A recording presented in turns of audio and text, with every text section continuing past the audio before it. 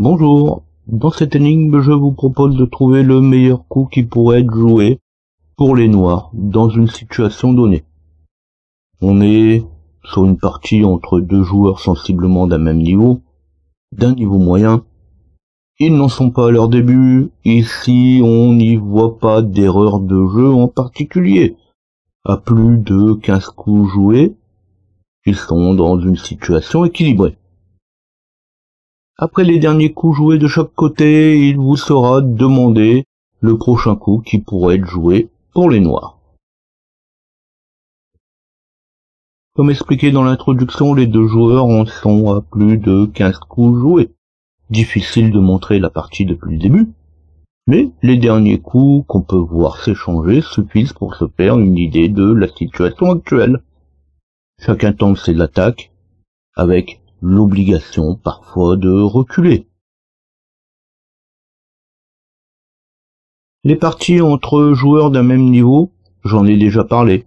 Il est toujours difficile de vraiment faire une percée remarquable.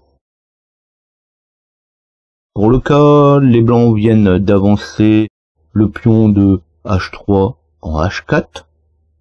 Quel est le coup à jouer pour les noirs ?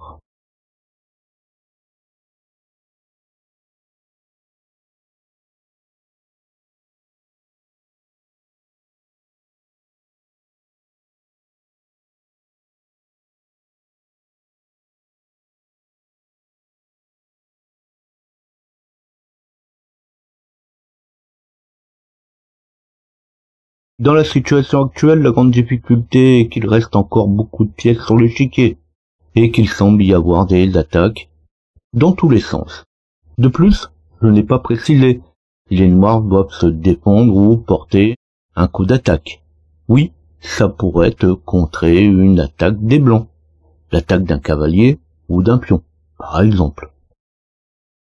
Alors non, ici c'est bien une attaque des noirs qu'il fallait chercher. Les noirs jouent le cavalier de A5 en C6.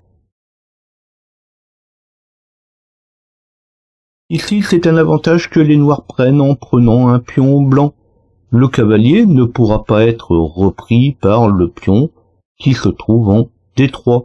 Si le pion en D3 venait à prendre le cavalier, la reine blanche serait directement exposée à la prise par la reine noire, sans même la possibilité de la reprendre derrière.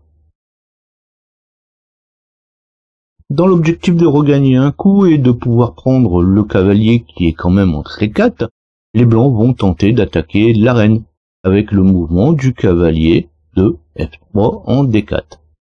Après que la reine noire se soit déplacée, il reste compliqué au cavalier de poursuivre l'attaque de la reine. Je vous laisse voir ça et saisir la raison pour laquelle les blancs jouent plutôt C3 B5 plutôt que de continuer d'attaquer la reine.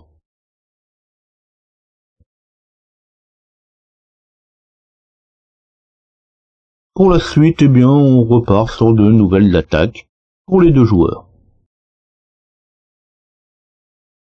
L'énigme n'était en définitive pas si compliqué que ça, un simple coup. C'est l'organisation qui l'a rendu intéressant. Probablement un concours de circonstances. La reine blanche aurait été protégée. Les blancs auraient pu regagner un coup au travers d'attaques. La diagonale vers la tour en A8 n'aurait pas été libre. Les choses auraient été tout autres. C'était l'occasion à saisir.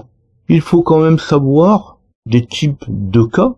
Une pièce qui ne peut pas prendre une autre par le fait que son déplacement provoque une faiblesse d'une autre est quand même assez courant. Alors tout ça, ça me fait penser à une énigme plus simple qui pourrait être proposée.